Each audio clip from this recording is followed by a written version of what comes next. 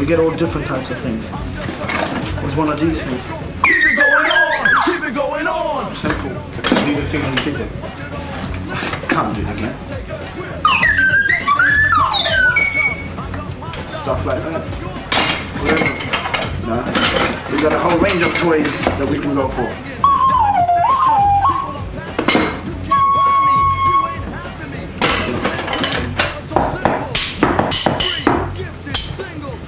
Let's go for the whole shebang.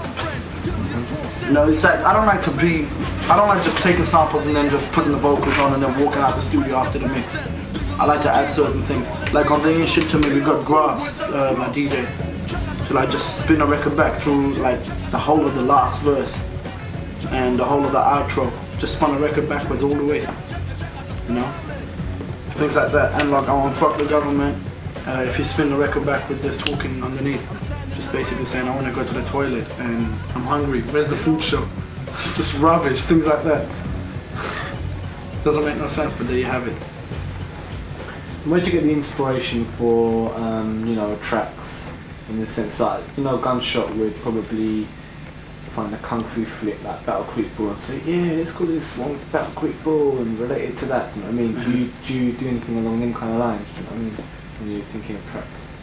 I get most of my inspiration from like either watching films or listening to old records, not like records that people can relate to.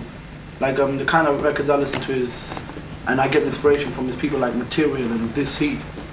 They're just avant-garde business, you know, they're not anything predictable. And, you know, that's why there was tracks like Shut the Fuck Up and Silence is Better Than Bullshit, because that's the kind of thing that they would do, you know. They don't want to be like too predictable. I get a lot of my samples from records such as these, from a group called Cran. They come from Cologne. Alright, basically any samples like these are worth taking in my eyes because they're different, they're not the usual. I mean, the drummer is totally shit and so is the guitarist, but you can just take snippets and you can do something positive with them. You have stuff like this, Can. They're excellent as well. We got the beat from one of our records. From there. You have mad obscure stuff like this, CC Rides Again, which I doubt if you'll ever find anywhere because I only found it by luck. The guy at the shop was sitting on it. So basically you got, I mean, I only bought it because of one track,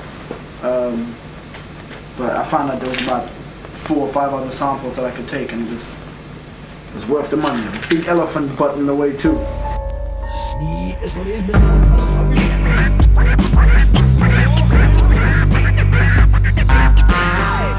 This one, I'm not telling you what this is. Have a quick look. You know, the mind of no notices and the inspiration was from the way I was living at the time. You know, it's like I had to pickpocket people to get the money to put out my record. You know, washing dishes, whatever, that came on the later one, and Rough It Up. I used, back in the days, it's like, you just pick up inspiration from wherever you're at. Like, you know, I was on the bus, I'd see someone do something or get into a fight over a 10p fare that he didn't want to pay. And I'd try and work something out with that and put it into lyrics.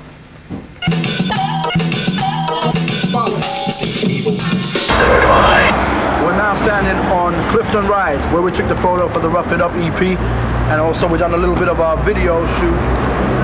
Clifton Rise, the Notorious. If you look down there, you see the off license where Gripper lives. And if you look up there with the tower blocks, that's the place where they call the ghetto. I don't know why, because it's not a real ghetto, but I guess everywhere has a name for itself. But anyway, we'll take a trip down to the off license and see if Gripper's there.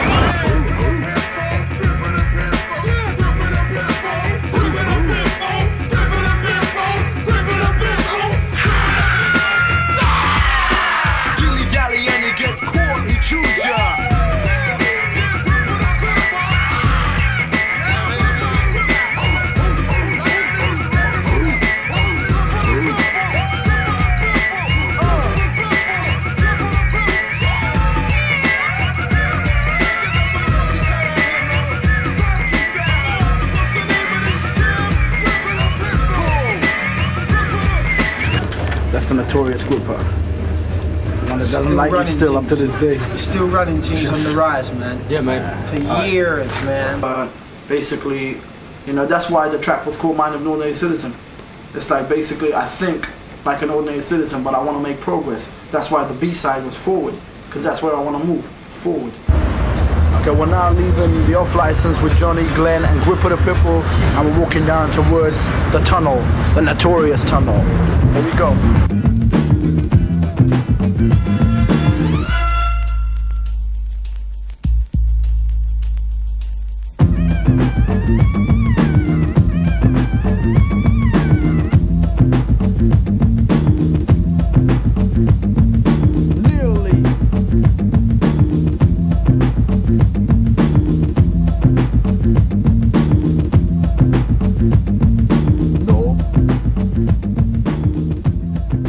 This is the side where we came in to record, no, to take the photo for Lyrical Maniac. And that's basically it. And this is Pauline.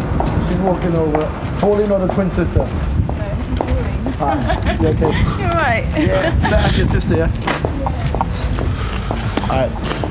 Now, as you walk in here, it's a very long tunnel. Alright.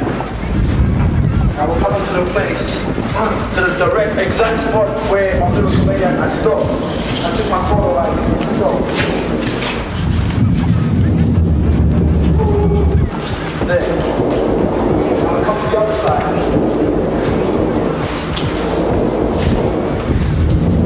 This is the neighborhood where we know. The tube station is right above us. Look, it's a dog shit.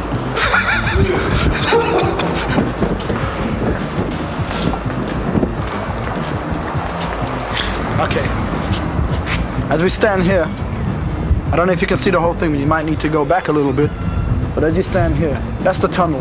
The tube is right above. When we're taking the photos, we're climbing up that pole there and jumping on the tube from the back and getting the doors open somehow. It was good fun.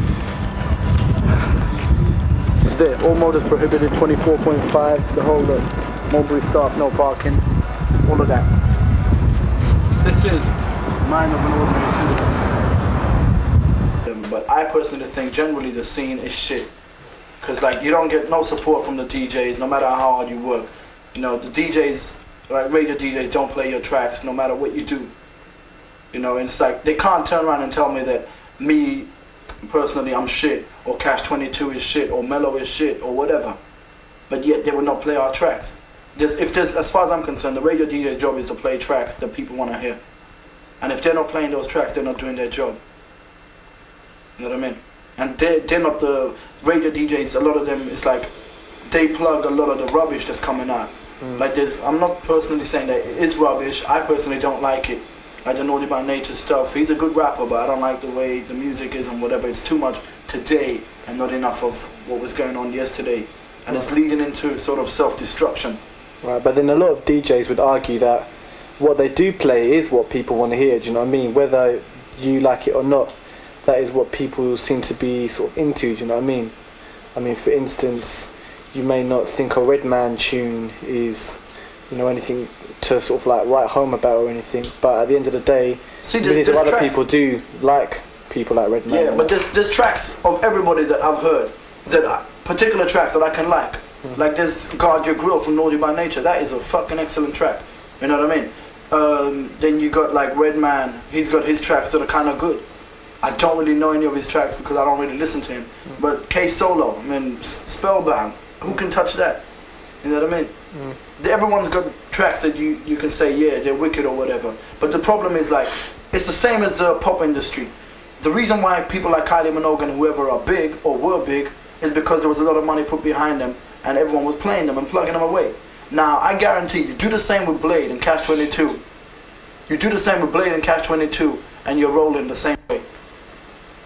And if anyone wants to argue that point, I'm here. 694-2212.